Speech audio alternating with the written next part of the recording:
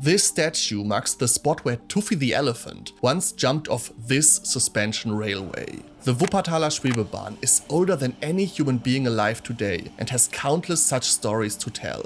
Once decried as the devil's ride, it turned out to be one of Germany's greatest transit success stories. In today's video, I will answer any and all questions about Wuppertal's hanging trains. Why is the Wuppertaler Schwebebahn credited with creating the city of Wuppertal itself? How did it become such a success after cities like Berlin and Munich refused to build it? What fatal mistake caused the Schwebebahn's darkest hour? Why does it only take 20 hours of training to become a certified driver? And, most importantly, what happened to Tuffi the Elephant? Let's first talk about the massive success the Schwebebahn is today. It's a rapid transit suspension railway that carries more than 80,000 passengers a day, making it Wuppertal's primary transit system. It stops at 20 stations along its 13-kilometer route and reaches a top speed of 60 kilometers per hour. It takes about 30 minutes to travel from the western terminus at Oberbarmen to the eastern terminus at Vohwinkel. The Wuppertaler Schwebebahn is considered the safest form of transportation in the world. In its 123-year history, there have only been 20 incidents, most of which resulted in minor injuries or vehicle damage.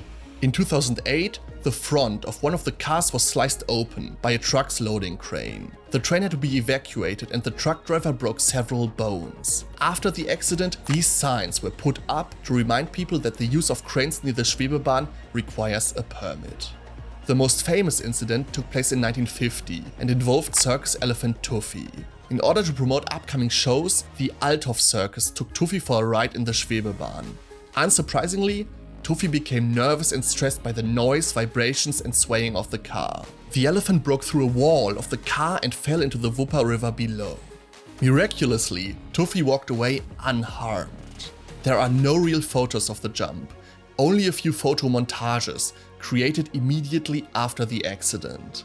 More than 20 drivers later claimed to have driven the famous Tuffi car, and the elephant became the mascot of local milk and beer brands. Today, this stone elephant statue commemorates Tuffi's adventure.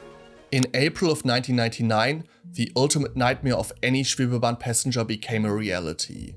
Railcar 4 plunged into the Wupper after a claw left by workers on the track tore the front bogie of the roof of the car. An investigation later revealed that construction workers had forgotten to remove the claw after work at night, and the first train of the next day ran into it. 4 people passed away and 47 were injured in the crash. It ended a nearly century-long record of safe operation.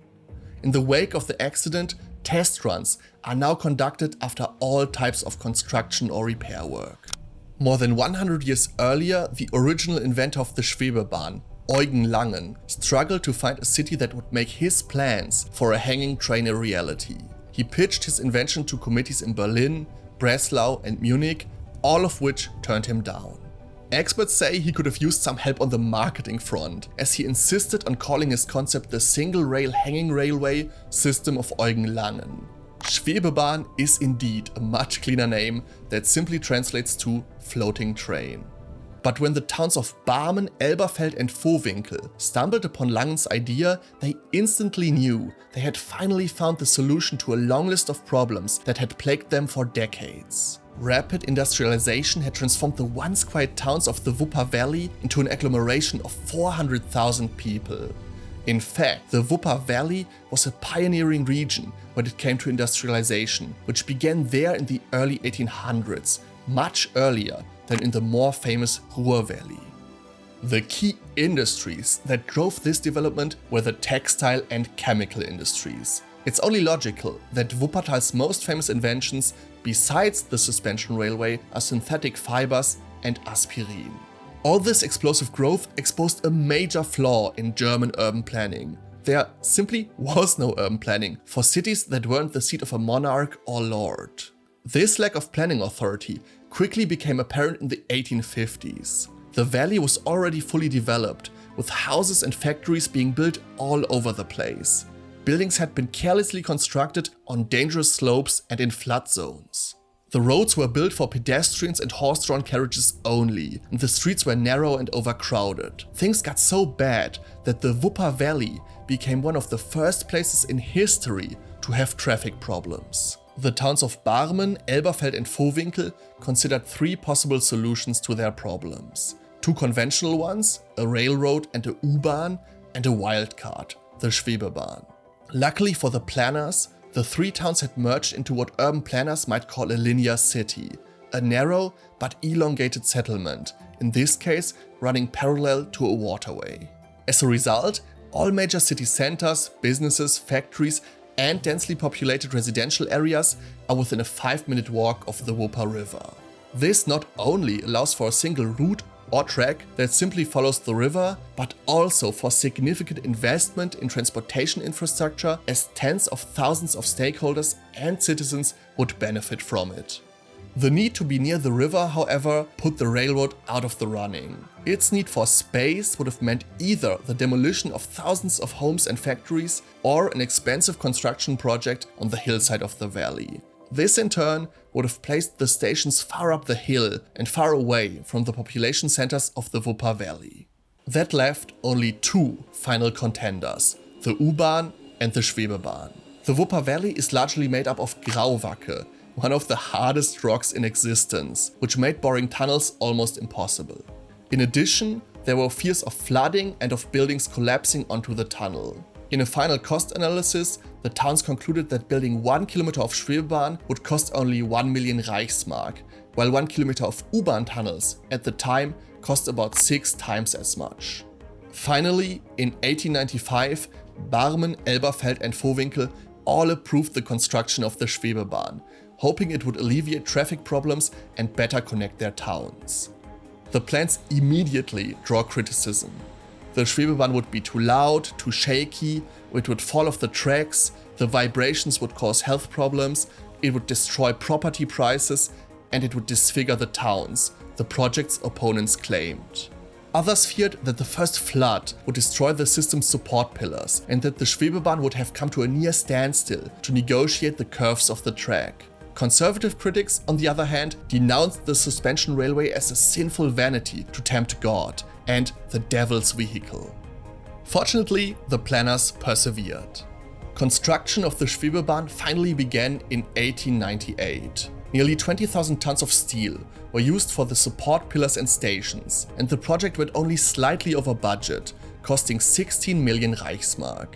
About 80% of the line follows the Wupper River, and the remaining 20% is built over streets. One of these streets is named Eugen-Langen-Straße, in honor of the inventor of the Schwebebahn. In 1900, 1 year before the official opening of the Schwebebahn, Kaiser Wilhelm II was invited for a test ride. Due to fears of an attack, each of the 472 support pillars was guarded by police and security forces. There were 3 cars on the track that day, 2 of which were decoys, and 1 car actually carried the Kaiser. I will give you a second to guess which one the Kaiser was actually in. It was the second car, which at least to me seems like the least surprising option. On special occasions, the so-called Kaiserwagen is still in use today. The Schwebebahn finally opened in March of 1901 and was a success from day one. Even with a 10-minute frequency, the Schwebebahn was at capacity on its first day of operation.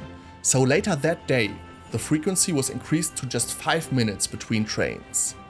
Due to its incredible efficiency and low energy costs, the Schwebebahn made a profit in its first month of operation. The Schwebebahn is also credited with bringing the towns of Barmen, Elberfeld and Vohwinkel closer together and creating a common identity. In 1929, the 3 towns and a few smaller ones formed the city of Barmen-Elberfeld, which was wisely renamed to Wuppertal just a year later. Wuppertal simply means Wupper Valley. During World War II, approximately 38% of Wuppertal was destroyed. The Schwebebahn was hit hard. Several stations were destroyed, along with dozens of bridges and support pillars. However, the line was once again fully operational by 1946. Since then, the Schwebebahn has struggled with repairs and upgrades that are extremely costly and complicated. Parts of the line often had to be closed. In 2020, rides were only possible on weekends. Currently, things are looking up, and you can ride the Schwebebahn every day of the week between 5 AM and 11 PM. And riding the Schwebebahn is an incredible experience. Even the locals seem to still enjoy the ride every single time, as almost no one is on their phone and everyone is looking out of the windows, unlike in your average train or tram. My recommendation is to travel along the section over the Wupper during sunset for the most spectacular experience, and to watch the Schwebebahn turn around in Oberbarmen. The ride was shakier than expected, especially when the train comes to a stop after a turn. The seats in the very back are coveted by tourists and locals alike, as there is a floor-to-ceiling window that provides the best view from the train. You can also just walk alongside the tracks, sit down at one of the many overlooks, and hop on the Schwebebahn once you get tired. It is truly incredible that a transportation system that is older than any living human being still looks like something from the future. Perhaps it is also a call for more audacious and bold ideas for our cities today.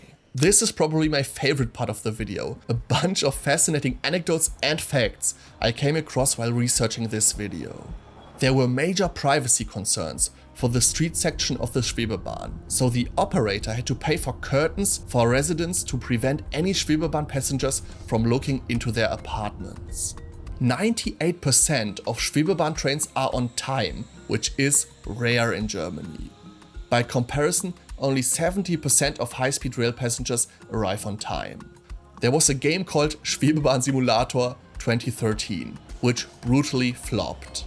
The official Twitter emoji for suspension railways is inspired by the look of the Schwebebahn's railcars from 1972.